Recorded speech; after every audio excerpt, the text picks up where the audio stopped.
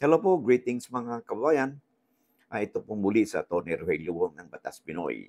Ang ating pong channel, isa pong legal aid public service program ng inyong lingkod in collaboration with Integrated Bar of the Philippines, Manila Port Chapter.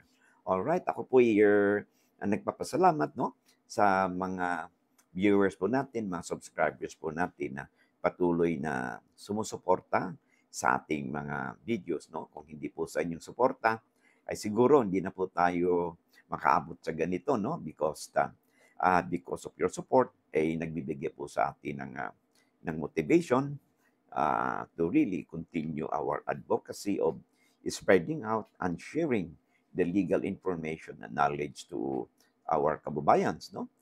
They could be your friends, your family, your neighbors, or kamag-anak po ninyo, o basta kakilala lang ninyo, upang sila din ay merong mapupulot no, sa ating mga pinag-usapan. Sabi nga natin ay, lamang na ang may alam sa batas. Alright? So, by the way, no, sa mga nagpapadala po sa atin ng encouragement, no? Yung no skip ads at saka yung palagi pong nagbibigay po sa atin ng words or comment of encouragement. Marami pong salamat. Alam po ninyo kung sino po kayo, no? More particularly, itong mga OFWs po natin. Thank you very much. At alam ba ninyo na ayon sa datos ng YouTube, more than 60% po ng ating mga viewers ay hindi po sila subscribers.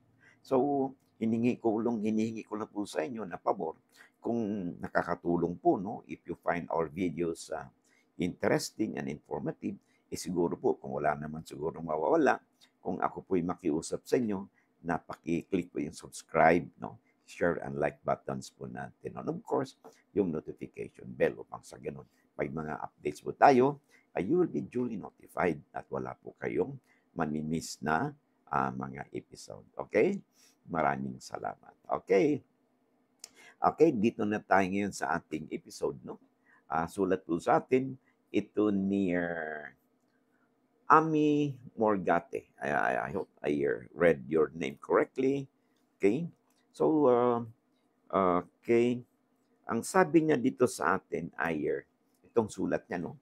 Kasi di umano may kinasal, ras daw yung kasal. So ito ngayon ang gusto niyang malaman kung ano ba yung status ng kasal nito. Sabi niya, Attorney, ask ko lang, ang kasal namin ay rush. Rush, no? Talaga nagmamadali. Nagbayad lang po sa judge. Hindi rin po kami dumaan sa mga seminars, sabi niya dito. Kinasal po kami August 10, pero sa marriage contract, August 13. Salamat po. So, ang ibig sabihin, valid pa yung kanilang kasal. Yung more or less, no? So, una,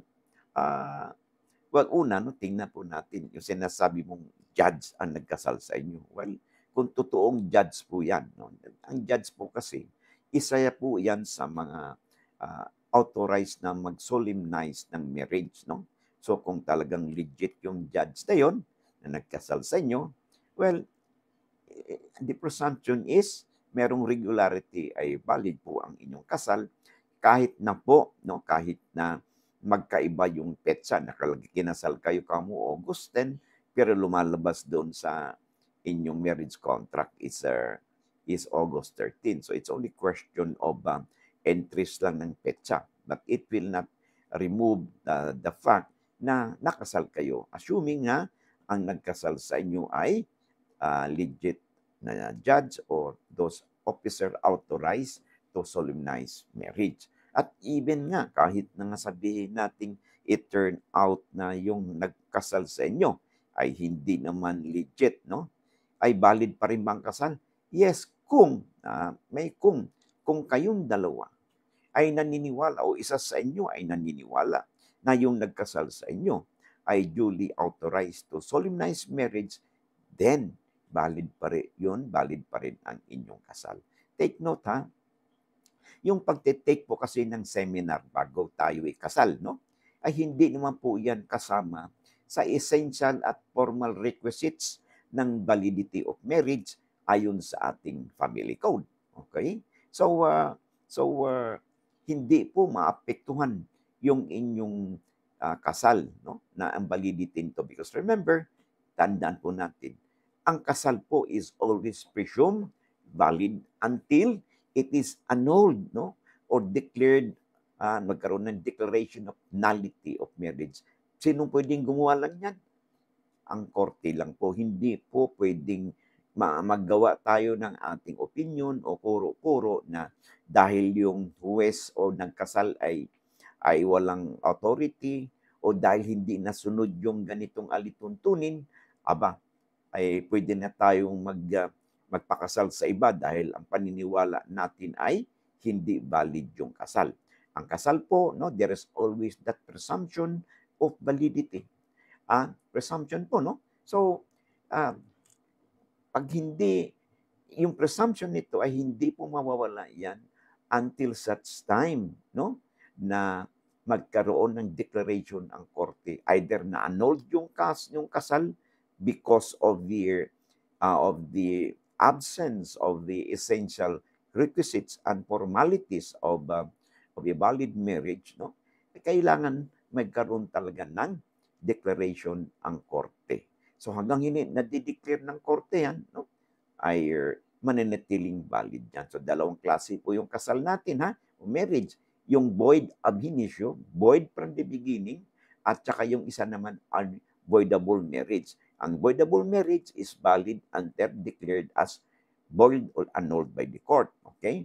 Again, kailangan din po ang proseso. Halimbawa ng mga void marriages, no? Ay kinasal below 18 years old, ay talagang void po yan. Pero hindi ibig sabihin, dahil void, ay sige na, pakasal na tayo dahil walang hindi valid pagdating ng 18 o above, pagpakasal na kahit may marital consent, okay? Kahit na may marital consent po, no? Pag below 18 po, ay talagang void po yan, ab initio from the very beginning.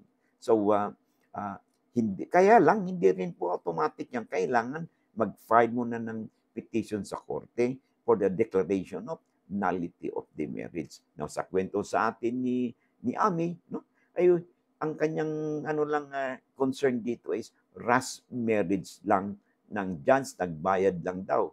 Tapos, walang seminar, at tapos iba yung date nung kinasal sila, at saka lumabas yung petsa, date, no, doon sa kanilang marriage contract. Either of this po na sinasabi ninyo ay wala po yan sa essential at formal requisites ng valid marriage, no, sa ilalim ng ating family code.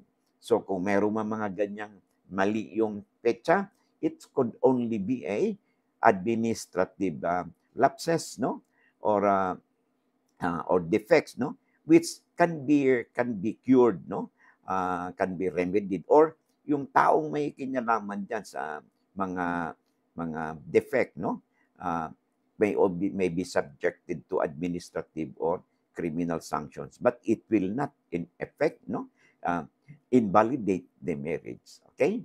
So I hope nasagot po natin, no, ang katanungan sa atin ni Ami Morgate. Okay? Bago tayo magpatuloy, okay, ay pwede po bang makahingi po, makahiram po ng oras po ninyo, no? Pinopromote na po natin ang ating libro, no? Particularly sa mga hindi po lawyers, no? I highly recommend na magkaroon po kayo ng kopya sa inyong bahay, sa inyong workplaces. Ito pong Legal Handbook, a daily companion for all. Ang libro pong ito contains the extract of the laws na may kinalaman po sa araw-araw na buhay po natin. Mula nung tayo ay pinanganak, nagkaroon tayo ng pamilya, so we have issues about marriage relation, family relation, support, annulment of marriage, legal separation, divorce, no? Support, at saka yung issue about employer, tsaka sa employees, pagpatitulo ng lupa, tax declaration certificate, mana, okay?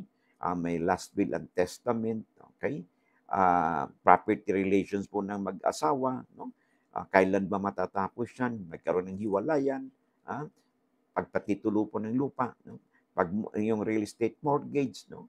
At saka right of way, no? Legal easement, Ang mga ito po na kadalasan ay na-discuss po natin dito sa ating channel, mga extract po ng mga batas na ito ay dito po natin makikita sa legal handbook, which is could be your uh, ready reference, no? Kung interesado kayo sa mga topics na nandun sa libro o sa inyong nasa isip po ninyo for further readings. And then ito pong ating handbook on our Bill of Rights. Ito pong librong ito ay contains, no, yung karapatan ng isang mamamayan kung siya ay under arrest, may warrant man o wala. Kailan ba tayo ma-arrest o nang walang warrant of arrest? Kailan ba tayo ma-search nang walang search warrant? Magkaroon ng seizure sa mga properties po natin with or without warrant. And then if we are under custodial investigation, nagkaroon ng warrantless arrest, ano bang karapatan ng isang tao na under investigation? Okay?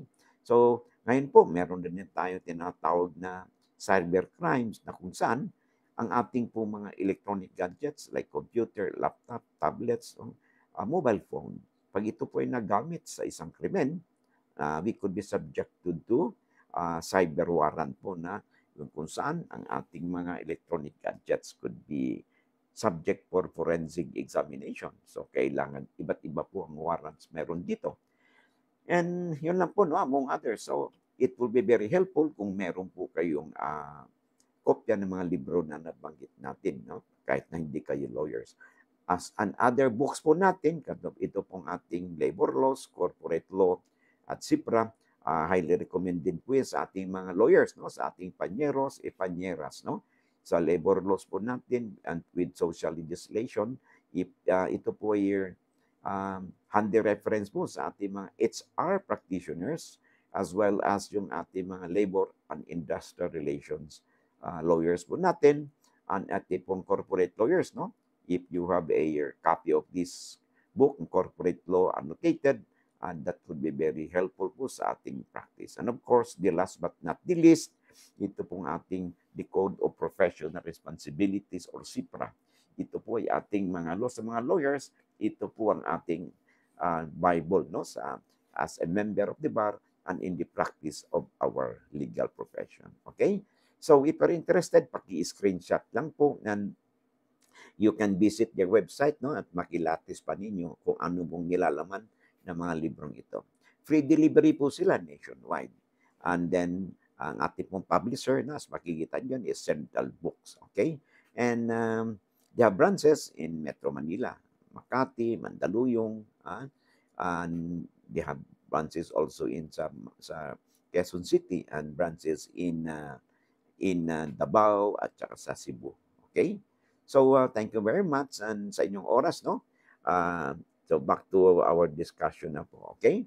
So, kapapasok pa lang po, no? You can have this replay, no? Sana may natutunan po kayo, no? Sa episode natin ito, no? Tungkol po ito sa isang kasal, no? Whether may validity pa yung kasal nila, ras daw yung kasal nila, at hindi daw sila dumaan sa seminar, at saka iba daw ang petsa ng kanilang kasal at saka nakalagay doon sa kanilang marriage contract. So, ang tanong kasi dito ngayon is, ano po ang epekto nito? Whether their marriage is still valid or not. Okay? Hanggang dito na muna tayo. And I hope to see you again in the next video po natin. Maraming salamat and God bless.